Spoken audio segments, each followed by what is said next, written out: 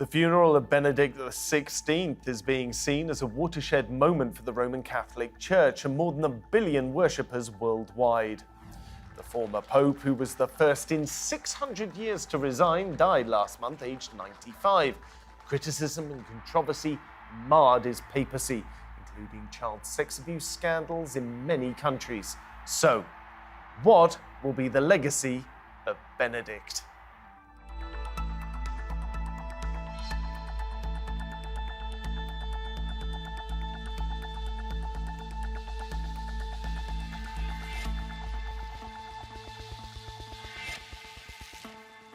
Hello and welcome to Roundtable. I'm Philip Hampshire.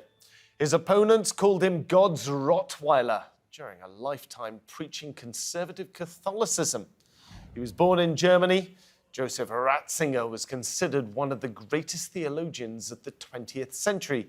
But as a pontiff, Benedict was accused of allowing paedophile priests to continue their crimes, as well as other controversies over HIV, AIDS, abortion, and fraud in the Vatican City.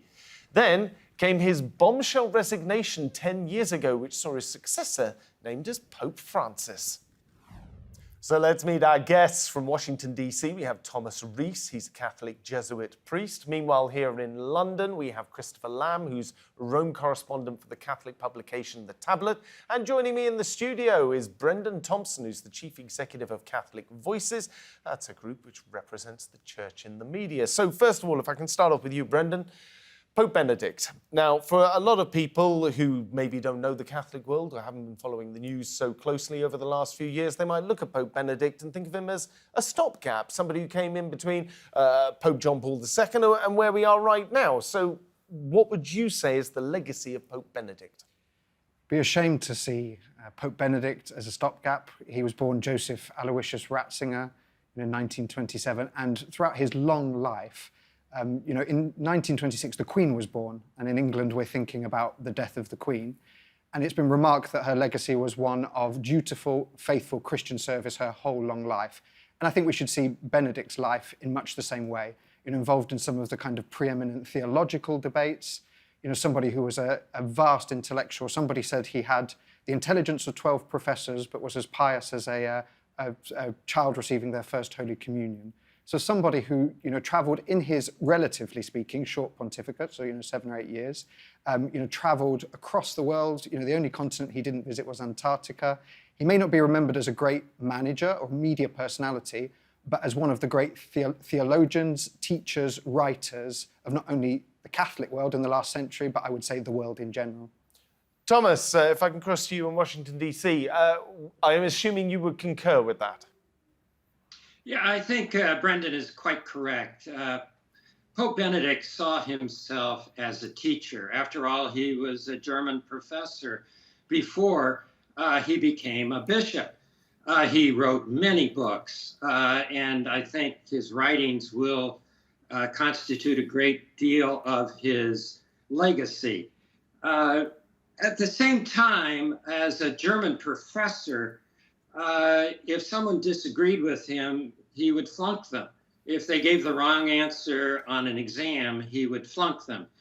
And so that was also a tendency. He had both a positive and a negative legacy. His positive legacy was his teachings. The negative part was that he tended to use his power as prefect of the Congregation for Doctrine of the Faith and his power as Pope to silence theologians and others who disagreed with him. And that's a sad part of his legacy. Can I ask Christopher, would you agree with that? I mean, it has to be said that his opponents within the Catholic Church would occasionally refer to Pope Benedict as God's Rottweiler, which certainly makes him sound very fierce and conservative. Meanwhile, at the same time as he was putting out some of his theological responses, he was accused of being too progressive in other quarters. So where would you place that man? Well, I think it is a complex and mixed legacy, as Tom has said. But I also agree with Brenden that we had in Pope Benedict a first-rate theological mind, someone of the top draw academically and theologically in the papacy, and he does leave behind a considerable theological legacy. I think his writings on Jesus of Nazareth, the 3-book series he published. I think I understand sold 500,000 copies. Really, in those writings and in that legacy, he has left a treasury, I think, of the Christian faith articulated and set out in an accessible way. I would also point to his legacy being the fact that he resigned as Pope. And I think that will be the first thing and the primary thing that people will remember him for, because through that resignation, he opened the door to Pope Francis's election. He reformed the papacy by, to a certain extent, demystifying it and setting a precedent for other popes to resign, and therefore changed the church. Without Benedict's resignation, we wouldn't have Pope Francis and all that he has done over the last almost decade. Thomas, first Pope to resign in 600 years, has allowed Pope Francis, of course, to take office. There's now people talking about the possibility of maybe Pope Francis might consider resigning in the next few years. Do you think that that's his most significant legacy? Well, certainly he's going to go down in history as the first Pope to resign in 600 years. And that's important because it sets a precedent for future popes to resign if they feel that they're no longer capable of doing the job. That's what's important here, because modern medicine can keep the body alive long after it is capable of doing a stressful job like being Pope. And so now we have the opportunity for popes to resign. I mean, the humility of Pope Benedict is what strikes me. He realized, he's not in charge of the church, God is. And so he was willing to step aside and trust in the Holy Spirit, trust in God, and pass the torch to a new pope. And I think that was extraordinarily admirable for him to do that. Well, Thomas, you said it was a stressful job there. I'm going to put it to Brenden that arguably of all the popes of recent times, he had the single most stressful job because he happened to be Pope when all of the child abuse allegations and paedophilia allegations arose out of the United States and elsewhere in the world. You mentioned earlier he wasn't a PR man. Was this perhaps the wrong person to be in the role at that time? Yeah, it's more than a question of PR, isn't it? It's that when it comes to the kind of tragedy of the clerical abuse crisis, it's a tragedy not only because of the abuse, but also the denial and the cover-up. And I think Pope Benedict is somebody who operated at the highest levels of governance within the church. There is blame to be laid at his feet. He could have done more. But it's also true to say that he was one of the popes, more so than any of his predecessors, who moved the church forward in terms of a change of tone, a change of legislation, a change of culture really within the church. So there was still much to be done, and Pope Francis has built on some of that. So I think it's like Father Thomas was saying before, it's a complicated legacy, as with all of these things. Survivors have said he was quite good at the talk, but did he follow through with the action? I think in many ways he didn't, and so that will be part of his legacy. We don't want to just talk only about the positives and the negatives, but to build a quite complicated, three-dimensional vision of a person. Well, if I can put that across to you, Christopher, the situation that the Catholic Church finds itself in now, do you think Pope Benedict could have handled the crises that emerged during his period in office better? And if so, how do you think he should have done it? Well, he could have taken further action around the accountability of bishops and church leaders who had not dealt with the sexual abuse crisis or dealt with cases correctly. He was, though, as Brenden said, one of the first to actually take this crisis seriously in the Vatican. He ordered cases be sent to Rome to be processed. He was the first pope to meet abuse victims. So he did take some important initial steps. But as we've alluded to in this conversation, the whole question of governance in the church, of appointing the right people to certain positions and management, was never his strong point. And he, I'm afraid, was let down by the people who he appointed around him in the Vatican at times.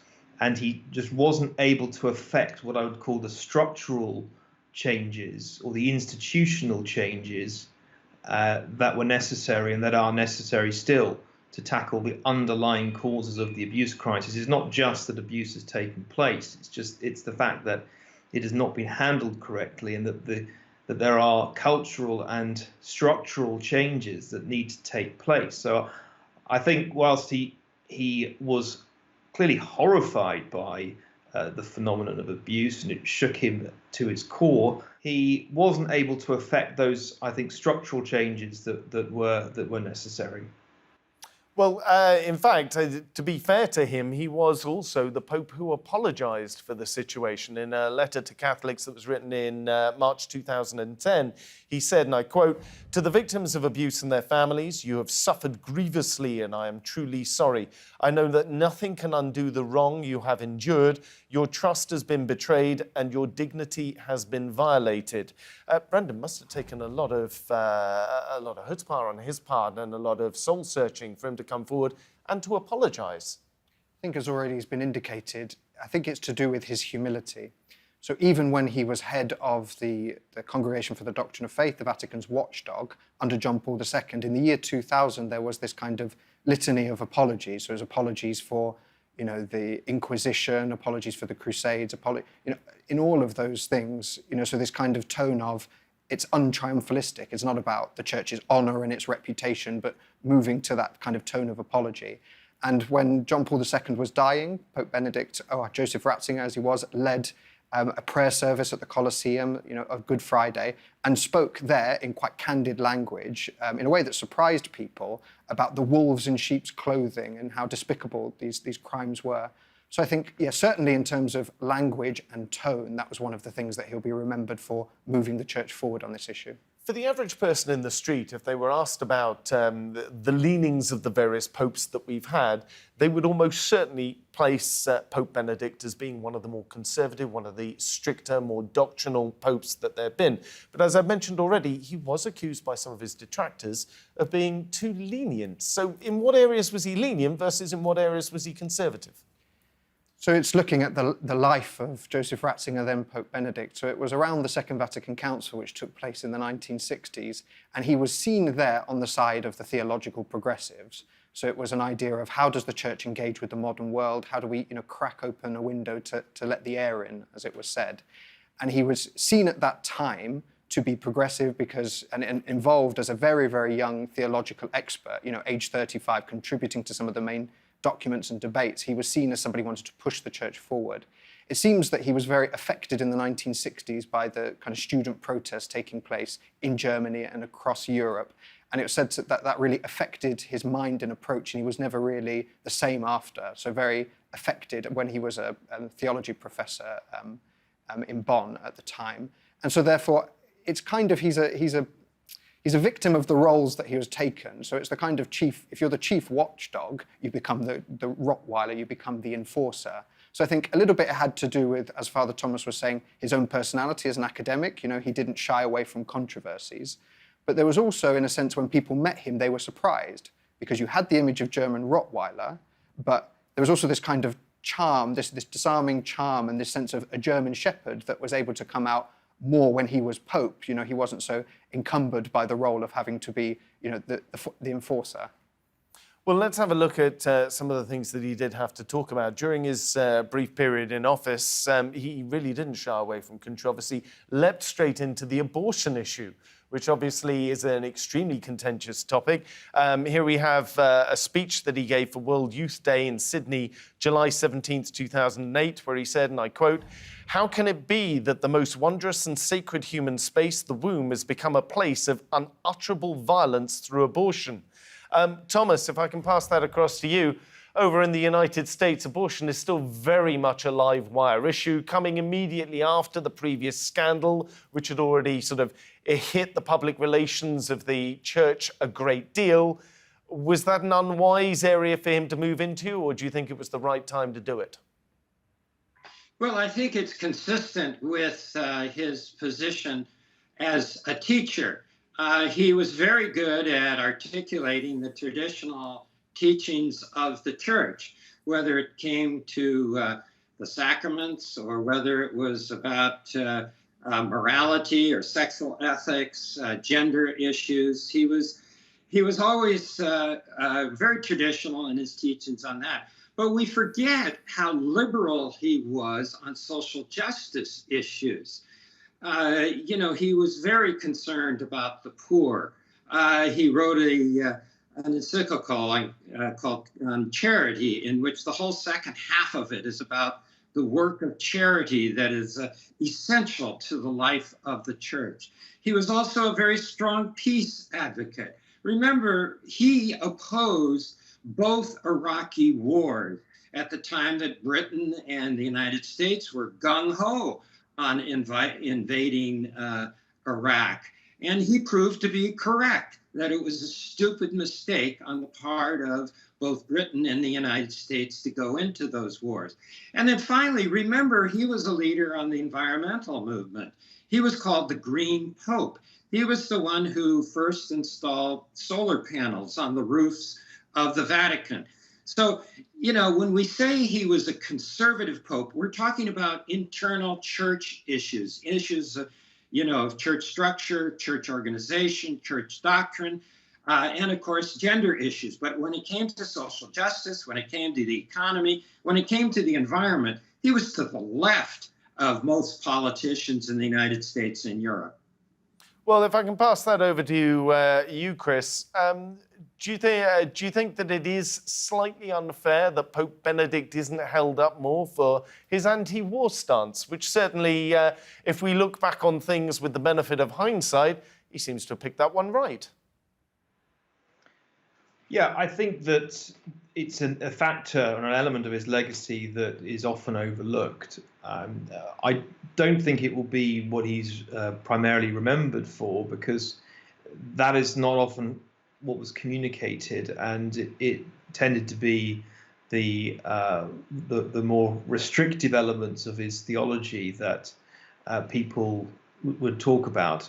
But I think, though, to kind of weave a thread of consistency in his life, I think Joseph Ratzinger was always someone who, when it came to the church and church reform and theology, was consistently someone who wanted to ensure the church goes back to first principles. So making sure the church was faithful to the scriptures and tradition.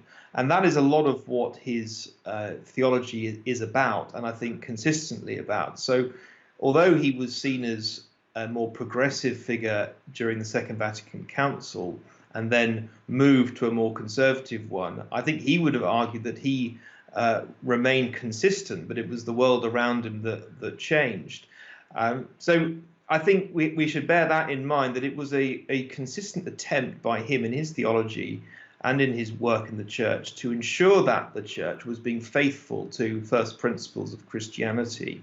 And therefore, out of that faithfulness to the scriptures, he has a social teaching contribution, which Tom has outlined, that is very important. But I think it was difficult for him to communicate that during his time as Pope and in the Vatican.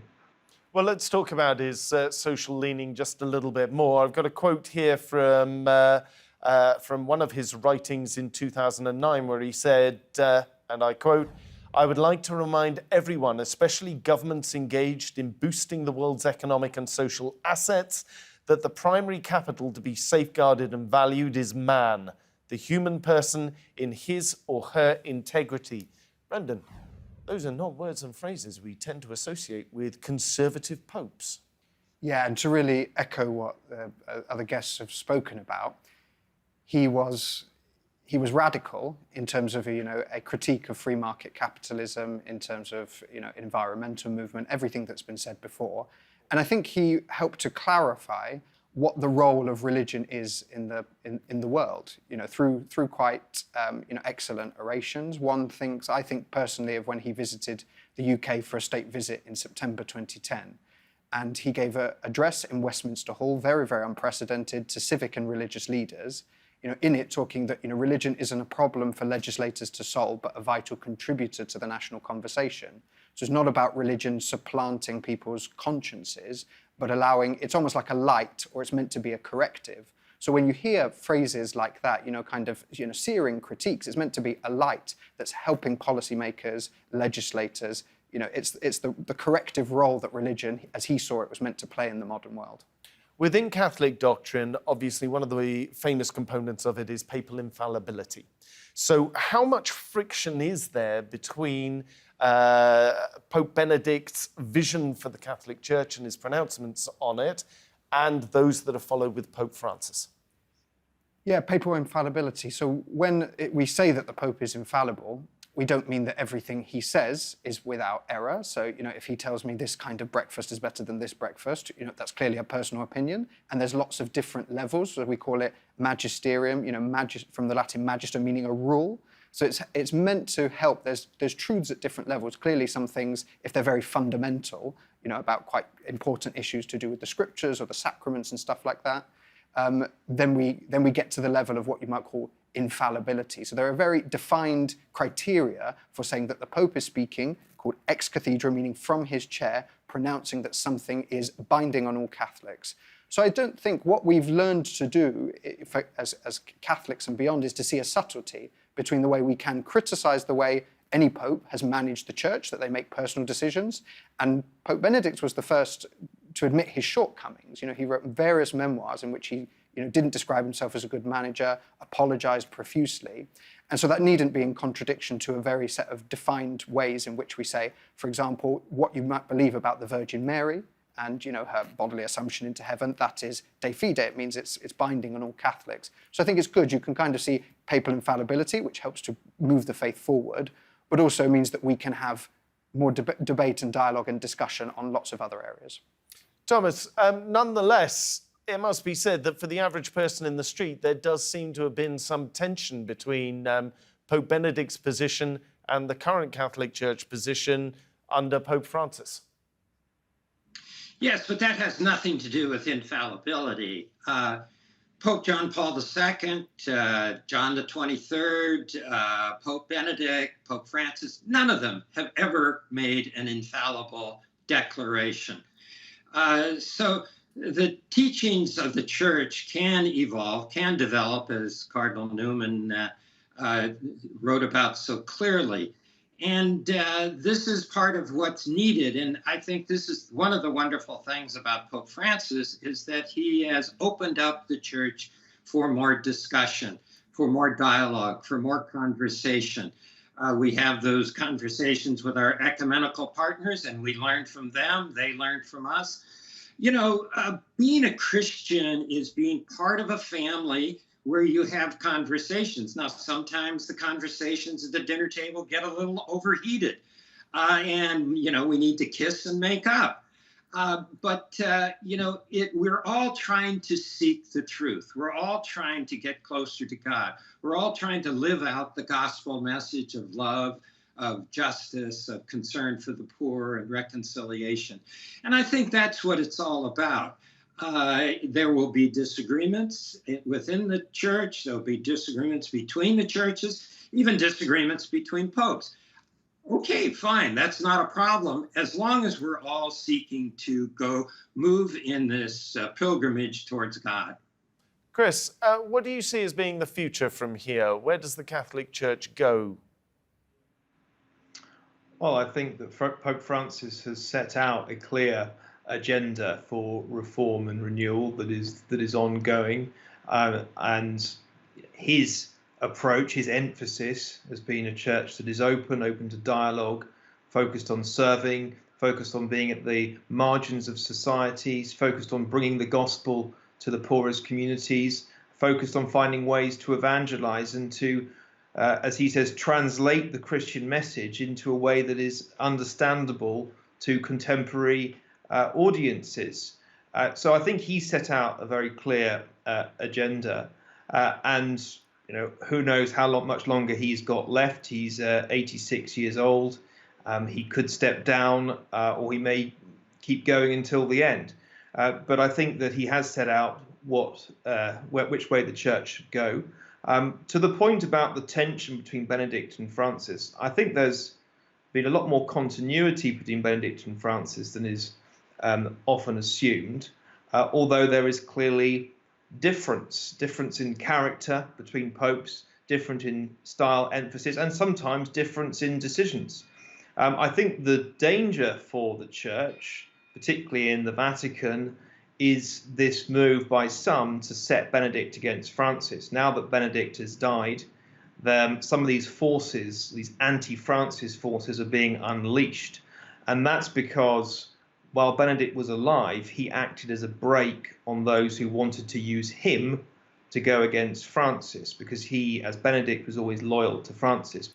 Christopher Lamb, Thomas Reese, Brenden Thompson, thank you very much for joining me. Remember, you can see more discussion and debate on our YouTube channel.